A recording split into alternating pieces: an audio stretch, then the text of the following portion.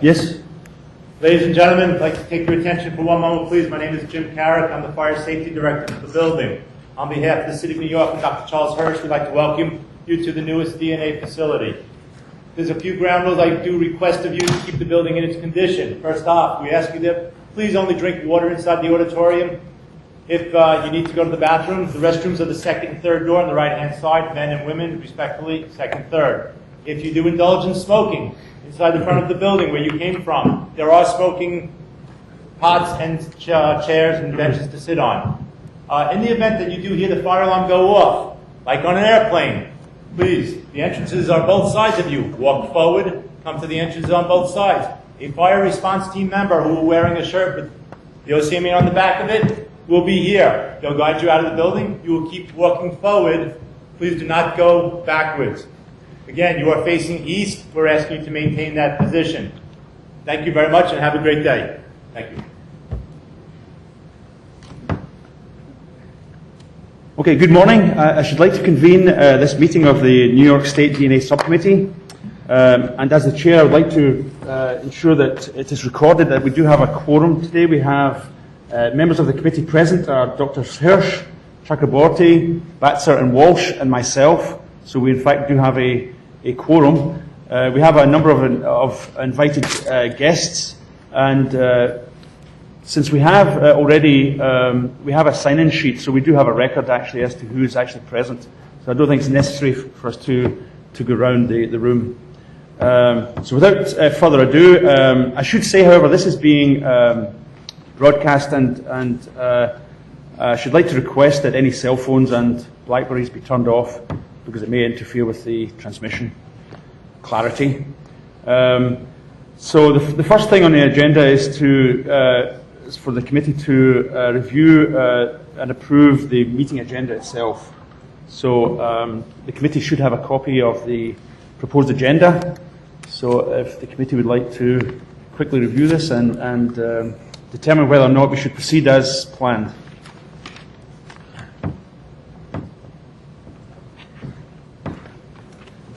I'll make a motion to accept the agenda. And I second it. Any discussion? If not, then shall we vote to approve the proposed agenda? Aye. All those say aye. Aye. Aye. Aye. Aye. Okay, so let's proceed. The first item then is the draft minutes from the last meeting, which was January 15th, 2008. And we have a draft minutes here. And I believe there's at least one issue that has arisen. Yeah, my recollection on the vote on the validation issue was that it was not unanimous. I may be wrong, but I recall it being for the proposal, 2 against, and 1 abstain. Doesn't change the outcome, but it changes the minutes. We'll review that in the minutes and make any corrections. I myself remember it was not unanimous, okay. I believe, also. So I think it was around about 4-2 to 1, 1 abstention. 4-4, 2 against, 1 abstention. Is that recollection? Yeah. It should be in the... Yes, we should. Yeah. We have the full transcript. Yeah. It did pass, but it was not. It was a majority as opposed to unanimous. So, any other comments on the minutes? I motion that we approve the minutes subject to the correction being incorporated to reflect the correct vote. Seconded. Any further discussion? Okay. So we'll have a vote on whether to accept the minutes with the revision that will reflect a majority vote as opposed to a unanimous vote. All those in favour, say aye. Aye. Aye. Aye. Aye. Okay. Okay. So the next item is on the agenda is new business, and we have some bylaw revisions of the DNA subcommittee and amendments to NYC RR 6192, and Mark Bunquist is going to introduce these topics. Good morning. The bylaws revision is under the tab marked NYCRR in your binder. It's the last document You may recall that this was introduced at the, I think it was the March 2007 meeting. It does three things, basically. It allows you to use video conferencing for your meetings, which is already authorized by law, so this just conforms the bylaws to what is the current law. It allows the chair of the commission to convene a meeting of the subcommittee in addition to the chair of the subcommittee. And it also allows the chair of the commission to call a special meeting of the subcommittee in addition to the chair of the subcommittee. So those are the three things the change does. We did discuss it at the last meeting. I don't know if there are any additional questions, but because they are the bylaws that pertain to the operation of the subcommittee's meetings, you do have to vote and approve them. And would this vote then be a binding recommendation to the Commission? Is that how that works? No, it's a separate. This is a matter that Yes. governs the subcommittee only. It pertains to, as I said, the conduct of your meeting. Yes. So it's solely within the subcommittee. Okay. Any comments or further discussion on this? It's relatively straightforward. If not, I would be willing to entertain a motion to accept these revisions. I motion that we accept the revisions. Seconded. Any discussion? Anne, what do you think? No. No. Okay. Could I have a vote then to that the DNA subcommittee approves the proposed bylaw changes as described by Mark and also in this document? All those in favour say aye. Aye. Unanimous. Okay. Thank you. Next item. The second item is a proposed amendment to the regulation that governs the establishment and operation of the DNA data bank, which is 9 NYCRR Part 6192. There is a draft in the binder. It's double-spaced. This is a very ministerial revision, and I'll just briefly explain it. It amends Section 6192.5, which addresses security features preventing unauthorized access to the data bank. And as currently drafted, it requires any lab that's going to access the data bank to have an information systems plan that, among other things, addresses security issues. And as drafted, the reg refers to a technology policy that was implemented by the State Office for Technology that addressed security issues, and it says that these information systems plans have to conform with that policy whenever applicable. And in this case, what happened is OFT revised their policy. There's actually a new policy in place that supersedes Technology Policy 97-1. So we thought we would replace it, but it occurred to us that OFT may periodically revise their policy. So rather than specifically refer to a technology policy in the reg, we're proposing to change it to read that the information systems plans would have to conform with applicable information security rules, regulations, and policies. And that's reflected in this handout by the language that is underlined, and the language that would be deleted is in brackets. So the plans would still be, they would still have to conform with any applicable information security policies. We wouldn't specifically name them so that if they do change, we don't have to come back to you again and go through this exercise. So as I said, I think this is a very ministerial change, and it would be a recommendation to the commission in this regard. If you have any questions, I'd be happy to entertain them. Presumably the labs have these in place already, right? Yes. Yes. So. They were actually required to be submitted to DCJS when they initially got access to the database. Yes. So I guess this would only apply if there was a new lab that came online that wanted to access the data bank.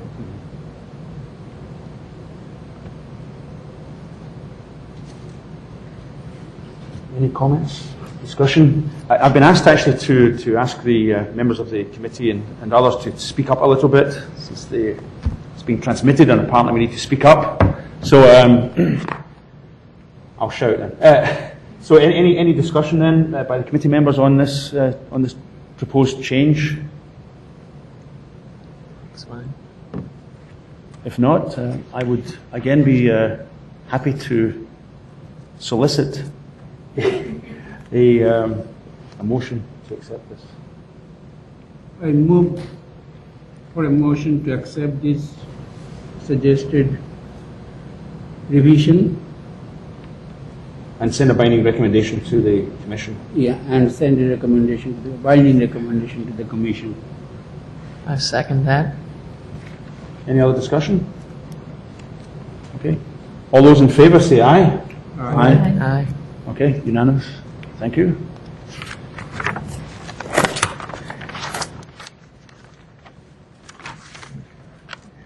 And the next item on the agenda is a corrective action involving the Bodhi Technology Group.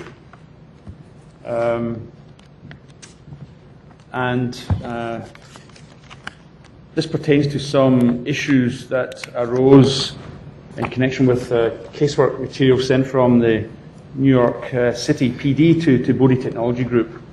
And as a result of some audits, it appeared that some of the procedures being used by Bodhi needed to be changed, and in fact, corrective action has taken place according to the documents we have.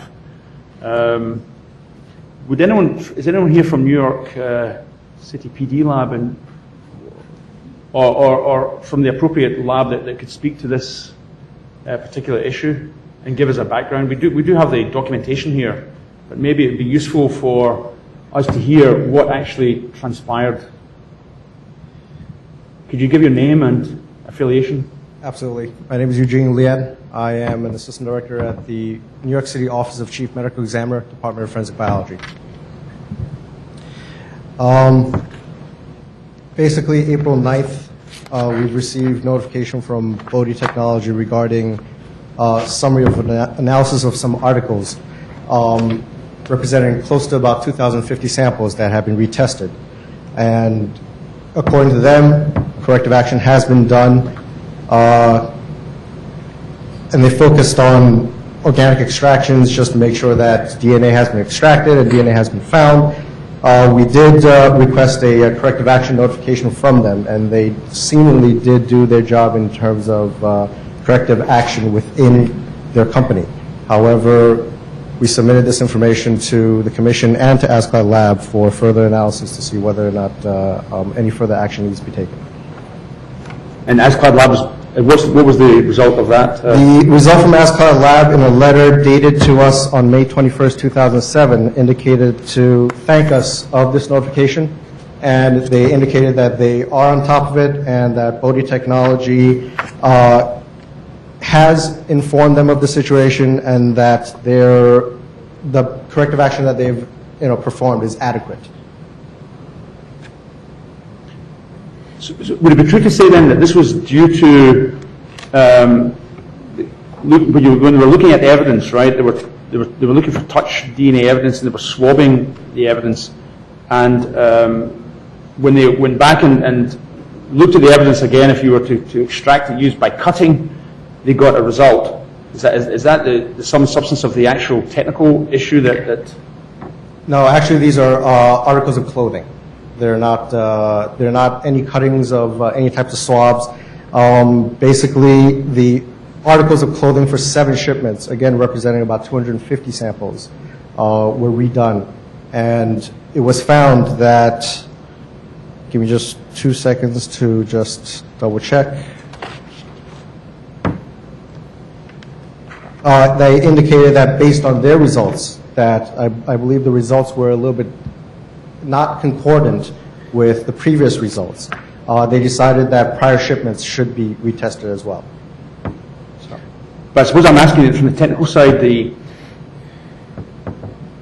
When I read the documentation, it suggests that basically the previous method was they were swabbing the samples, they didn't get very good results. Whereas if they went back to the same samples, which was clothing items, cut the material, extracted it there, they did get results. And the question was, what's the best way of getting DNA from these types of articles? Is it the swabbing approach that they had taken, or would it be cutting? And it seemed to suggest that they've now moved to a cutting procedure. Is that what it is? Mackie Prince, Director of the Forensic Biology Department, Office of Chief Medical Examiner, New York City.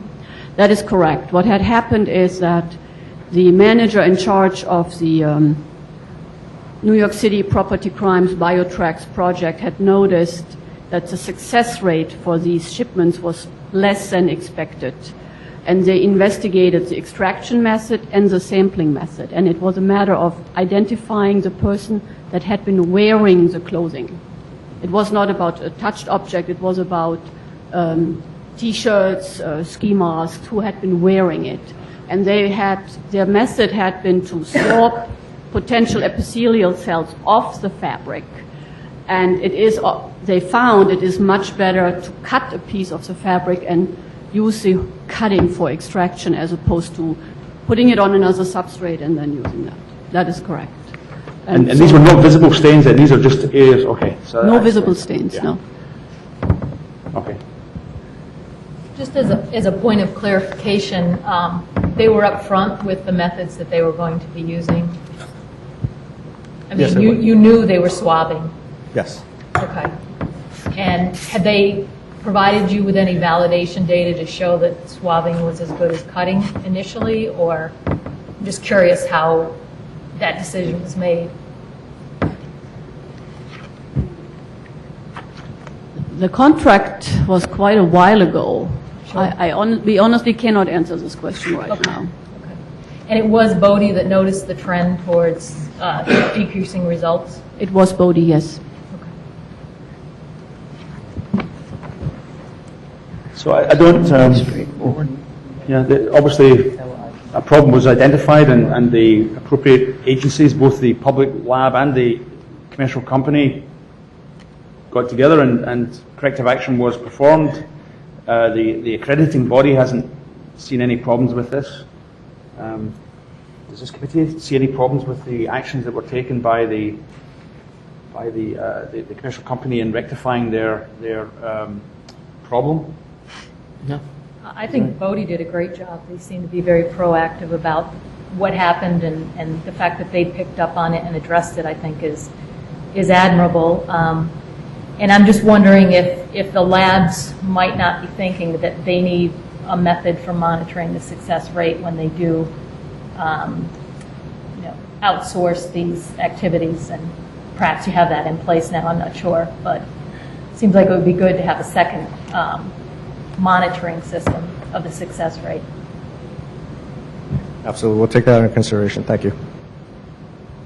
So I don't necessarily think there's a vote required here or anything other than just probably a comment made for the record. Would that be appropriate for the committee just to say that we've reviewed this documentation and the problems identified appear to have been resolved adequately?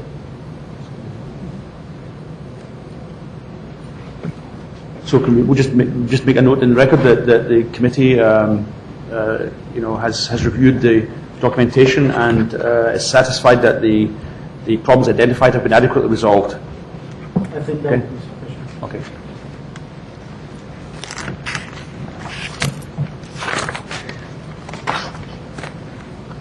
So the next item on the agenda then is the DNA laboratory accreditation actions, and we have 3 labs that in the Onondaga County, New York State Police Forensic Investigation Center, and Monroe County. And we have the documentation from each of these labs. So first of all, we have Onondaga County. And we have a representative from Onondaga here, right, if necessary. Yes, lab director.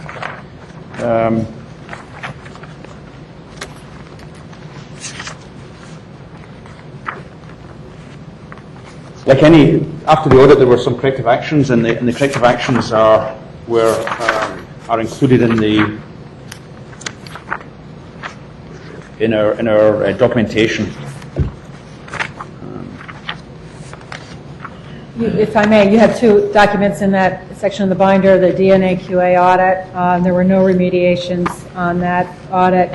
And you also have the final report from the ASCOD Lab International assessment, and what you have in your binder is a few of the corrective actions relating to that. It should be noted that they are completed other remediations and have been voted on by ASCOD Lab and are accredited in the ASCOD Lab International. So does the committee have any comments or questions regarding the Onondaga lab?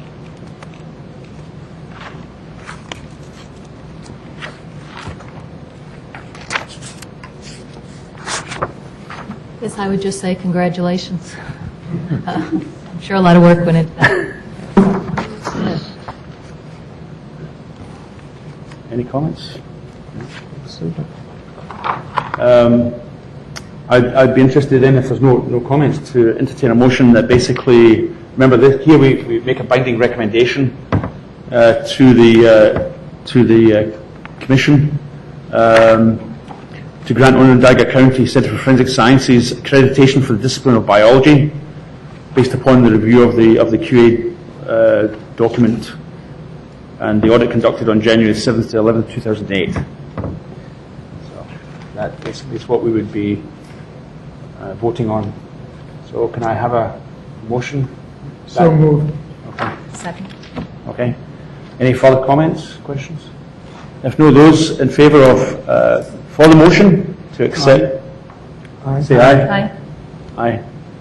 So congratulations to Onondaga County. Next item is lab is New York State Forensic Investigation Center at Albany. Kathy, do you want to say anything about that? Summary? Once again, you have two documents in the binder, the QA audit. Well, actually, there's more than, there's really sort of three separate documents in there. The QA audit is the first. Some remediation was necessary for that audit. Also, you have a whole series of remediation, revisions from manuals that is clipped into your binder for that remediation from the DNA audit. And then the final series of information is the ASCOD Lab International final assessment report, as well as a letter. They have been granted accreditation in June of this year. So they have completed other remediation satisfactorily to the ASCOD Lab Board. We do have Barry Deuceman from the Forensic Investigation Center here to answer any questions you might have regarding the audit or remediation. Okay.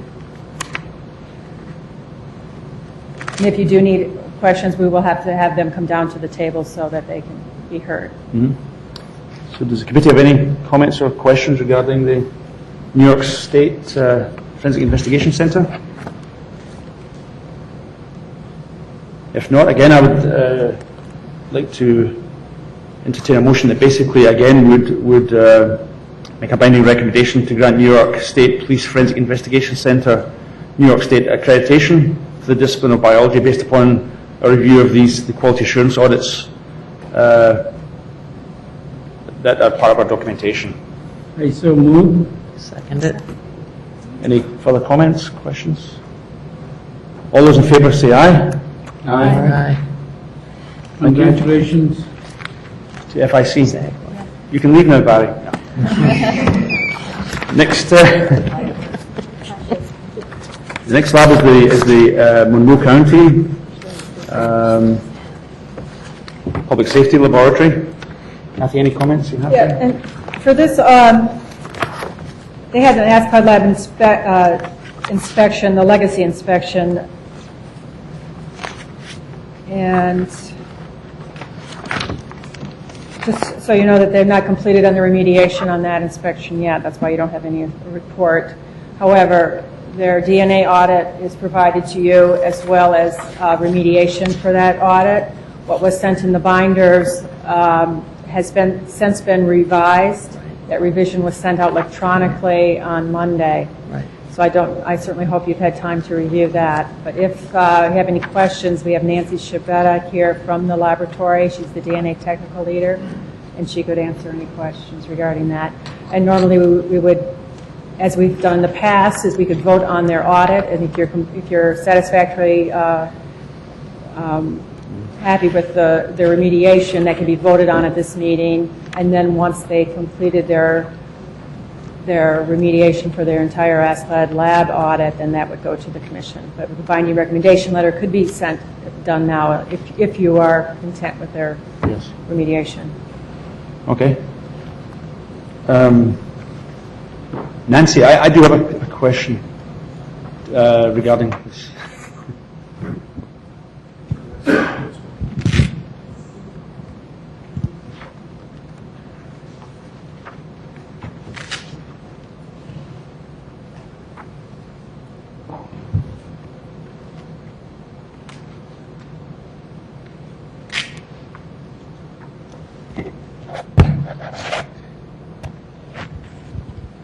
Can you just state your name and your affiliation again? I'm Nancy Shabetta from the Monroe County Public Safety Laboratory in Rochester, New York. Hi, Nancy. With regard to some of the corrective action, some are more trivial than others, as usual. The one I'm interested in is the interpretation of STR profiles, this composite profiles. What was the issue? I mean, I read the documentation. It wasn't that clear from sitting, back here exactly what the issue was. It didn't seem that great, but I'd like you to just explain what the actual issue was that they had with your interpretation guidelines. The issue was that on occasion for challenging samples, we would use multiple injections or amplifications or extractions to come up with one reportable profile. And that usually only happened when in one injection, one allele would be just below our cutoff, and on a second it might be just above. And as long as we saw it in both injections, we would report the locus. And one of our inspectors said, well, that's a composite profile, and that's not allowed. And my argument to her was that ENDIS has not really defined composite profile, and my understanding is composite profiles, as the way ENDIS refers to them, goes to low copy type of testing, not to normal STR testing where you might report out something, and I think most labs have done this. My argument also was that any lab that does Profiler Plus and Cofiler is reporting out a composite profile. It's two amplifications that they're putting together for one profile.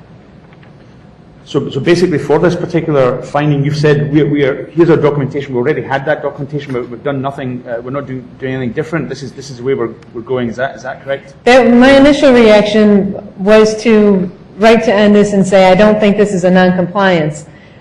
We just recently switched from the 310 genetic analyzers to the 3130s, and so at that time when we were revising all of our protocols, I added a section on composite profiles just to satisfy ASCLD, and if ENDIS should have an issue, they're supposed to get back to us within 30 days, and they have not yet.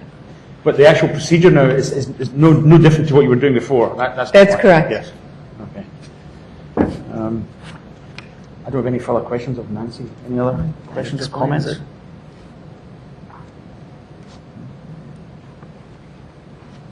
So, thank you, Nancy. Thank you. So as suggested, we have it within our authority to, notwithstanding the fact that Monroe County is still proceeding with the ASCLD lab process, obviously we still have the ability to make a binding recommendation to grant Monroe County Public Safety Laboratory accreditation for the discipline of biology based upon a review of the quality assurance documents that we have in front of us. So I would be happy to entertain a motion to do so. So moved. Is seconded? Any discussion? All those in favour say aye. Aye. Thank you. Congratulations. The next item on the agenda is a review of internal DNA QA audits. And Kathy is going to talk to us. We have several labs. There's Erie County, Westchester County, New York City, OCME, and Nassau County.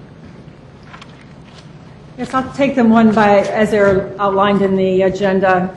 First up is the Erie County Department of Central Police Services Forensic Laboratory. Just so you know that audit, that internal audit was done in November of 2007 and is included here just for your review. There were no criteria, essential criteria marked yes, so there was no remediation for this audit.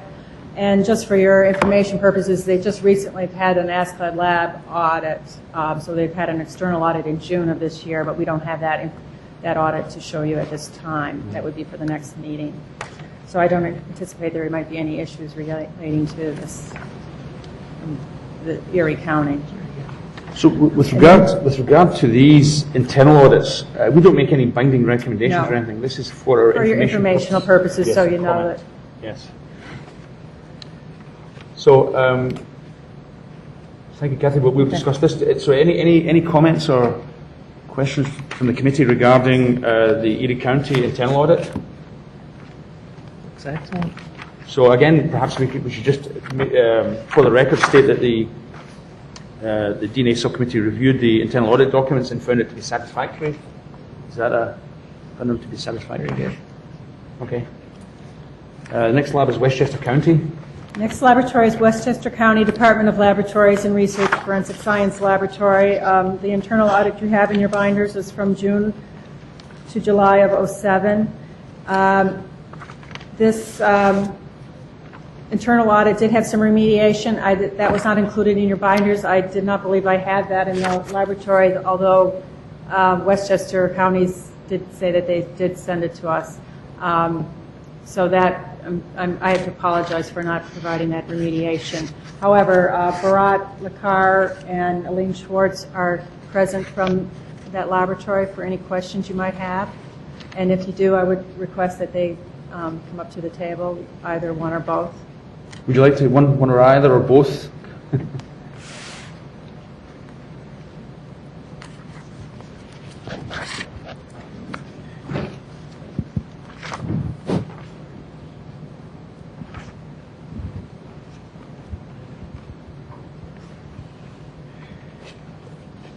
So again, could you state your name and affiliation again?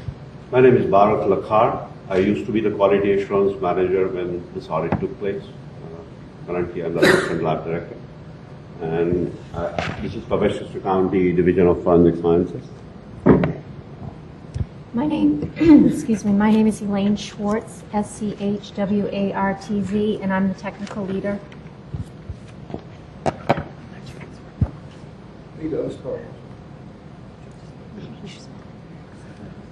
I just would like to mention one thing. As a part of international accreditation, our lab has to undergo annual surveillance every year. So this year in the month of January, a team from Astrid Lab International visited our lab, and they went through all these corrective actions. They went through last year's audit. They go through proficiency records, all the essential things which they consider that need to be reviewed every year were reviewed by them, and they were satisfied with all the actions, and there were no findings. They were not dissatisfied with any of the things that we had conducted during the year. So there are, in this internal audit, which was conducted last summer, right? That is correct. A year ago, there are several no's, several things that said that they were given a no by the internal auditors. That is correct. There were 3 findings. Yeah. And all 3 of them were addressed within about a month or 2 months. I have the details of them in case. Yes. So the first one is was the lab designed to provide adequate security and minimize contamination? And it said no. That could be regarded as by some as a serious situation. So what was? I think the issue was that the cold room was left open during daytime because there was some misunderstanding, and only a limited number of people were supposed to have access. So there was only one person who is at the level of coordinator who had access to that. And during daytime, since she was busy somewhere, she left it open. But the whole vault is inside the perimeter of the lab and the evidence receiving section, where evidence receiving person is always present. So it was not really a very critical issue, but however it was against the procedure of the lab. That's why the issue was brought up. And it was corrected. Number of keys were given to certain number of people. More people were given access to that, so that basically this kind of situation will not arise again. But this happened right during the internal audit, so it was obviously noticed. And we did look at the evidence to see if anything was missing. And there was nothing missing, everything was sealed. There was no tampering of evidence. So the whole corrective action basically dealt with the fact that the procedures were changed, number of keys were given to 4 coordinators so that any of them could go and open the vault if the analyst needed evidence from the vault. So that was one. The other one was reagent, formulation of reagents. One of the issues was about M48. Yeah. What had happened was, under the FBI audit document, you're supposed to list all the critical equipment, and they define critical equipment as that equipment which can be calibrated. And M48 was unfortunately listed as a critical equipment, but it really should not have been because there is no way to calibrate it. There's nothing like a reference material and you could check the performance against it. So the corrective action basically was just removing it from the list because it should not have been there in the first place. And the third issue involved, I think Elaine might address that. Form of it.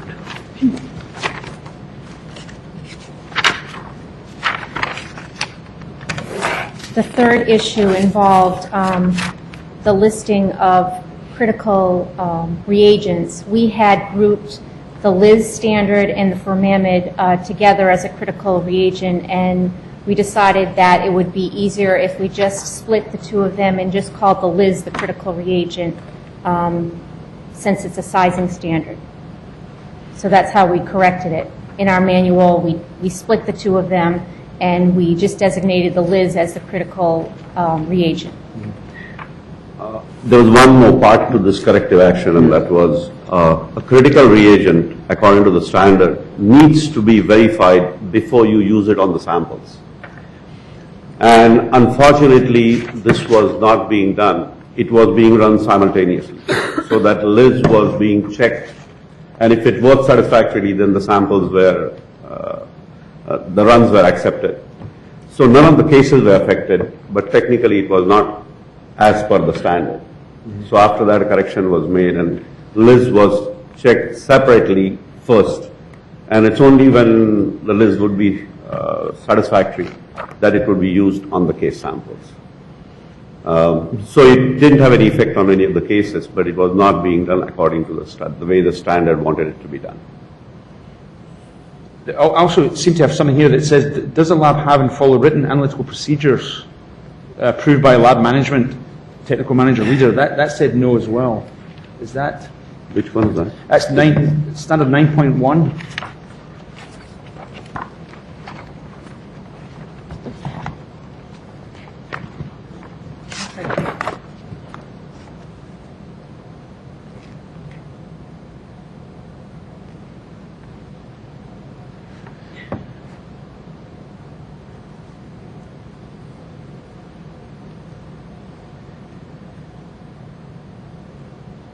Sorry, I don't have the documentation. I'll have to check. Probably, but because this is from last year, so I don't remember. But this finding might be pertaining to one of these findings, because if the procedure was for formamid to be checked beforehand, but it was not being checked, this finding was part of the same finding, if I'm not mistaken. But I'll have to go back and check, and I'll let the subcommittee know about it. Yeah. Because sometimes the same situation can have findings in different areas. Because since we are not following procedure, this is also happening. And also under critical reagents, there's different requirements. So the situation is same, but there are two separate findings, I think, on the same issue.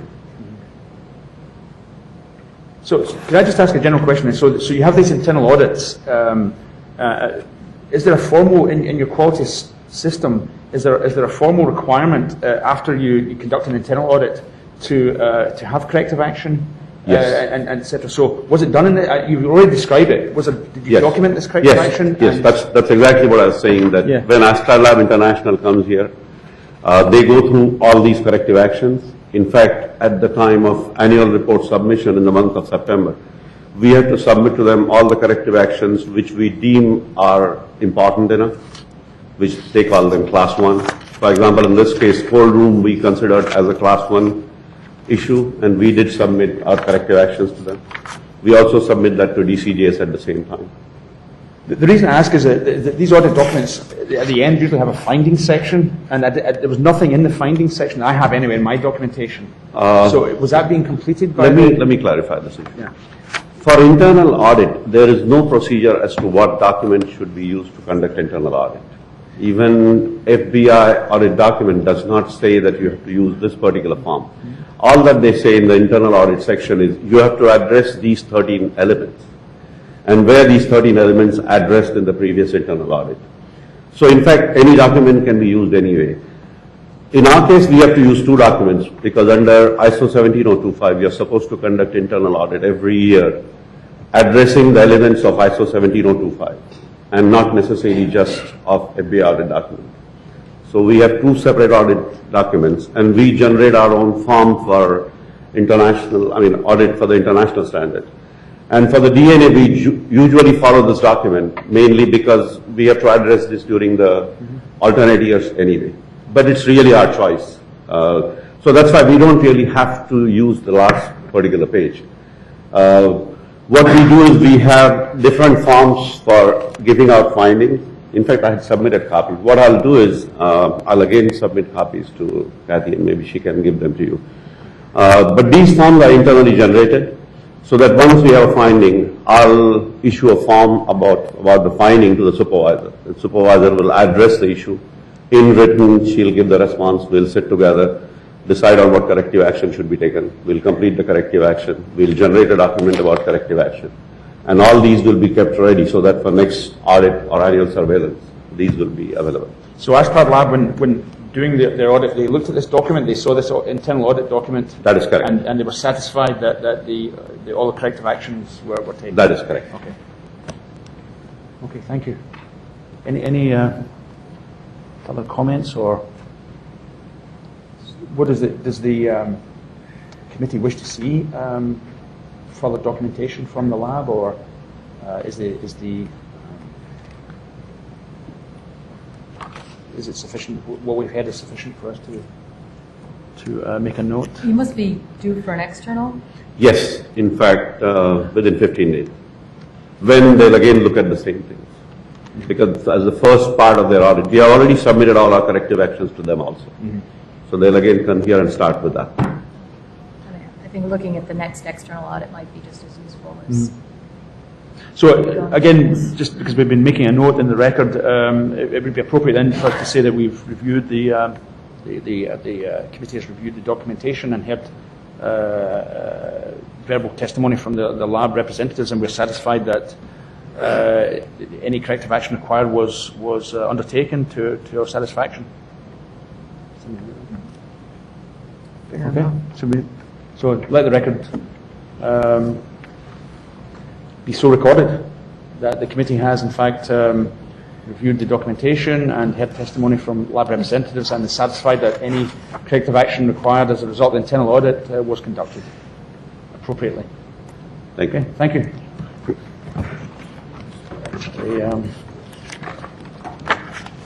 The next lab was New York City, OCME. Yep, next laboratory DNA audit, internal audit is from the New York City OCME laboratory. And that was conducted in November of 2007. There was just one corrective action related to the more of the fact that it was a new building, and some of the security, I think, was not completed at that time. And so they did have remediation on that. You see there's a chart in your binders relating to that.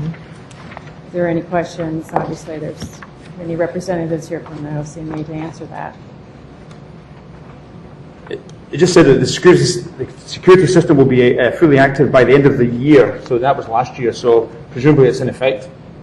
So, yes. Is that correct? Okay. Any other comments or questions from the subcommittee on the NYC OCME?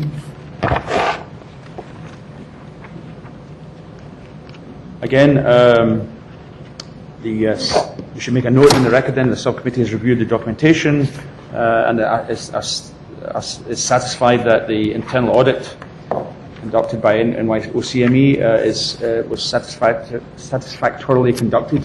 Many corrective actions dealt with appropriately. Okay. May the record reflect that I abstained? Good point. Yes. The last lab is Nassau County OCME, or sorry, Nassau County Office of Medical Examiner. Sorry. Yes. The internal audit from Nassau County was conducted in December of last year, 2007. Karen Dooling is present from that laboratory for any questions or a few remediation. You do have a chart as well as that's summarizing the findings of that audit.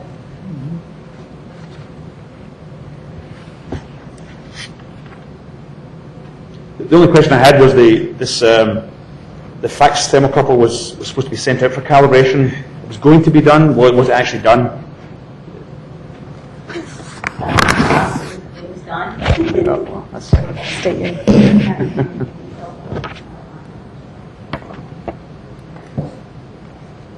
Karen Dooling, Nassau County Medical Examiner's Office. Yes, it was sent out in January.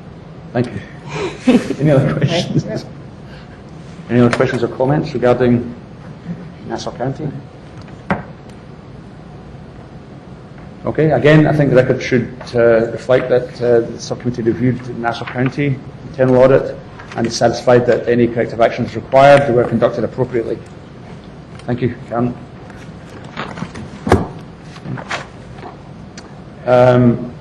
The last item on the agenda and the most difficult one often is to find the next meeting and date and location of the meeting.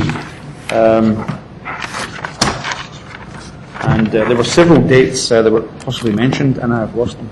November 7th? There was we basically polled the committee members, and the date that looks most reasonable for most people at this moment in time would be November the 5th, Wednesday, November the 5th. Although there may be some issues, so perhaps another date would be the November the 21st. So I know it's a tentative date. It's possibly useful to at least have a tentative date in mind.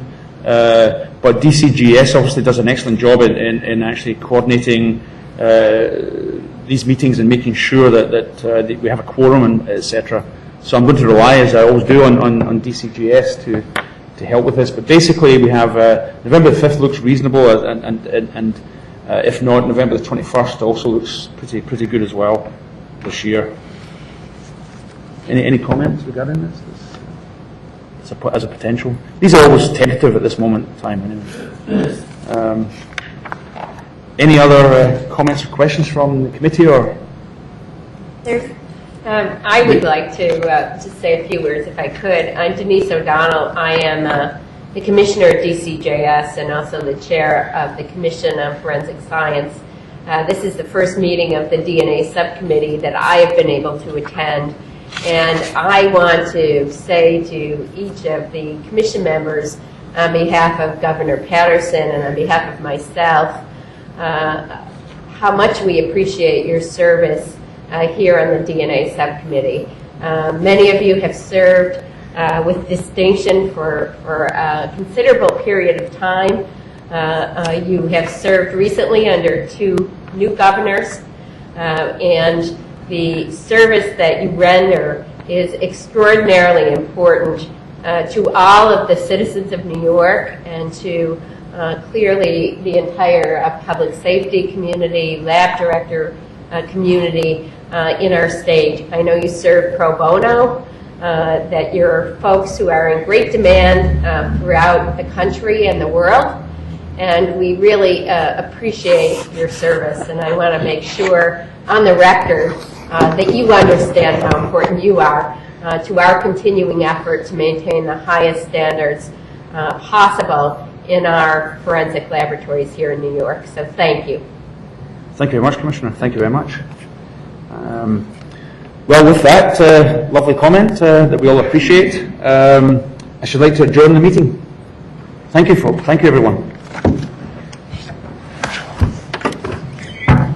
We do have lunch. It'll be at 12, though. Okay, so Time to change. there's lunch.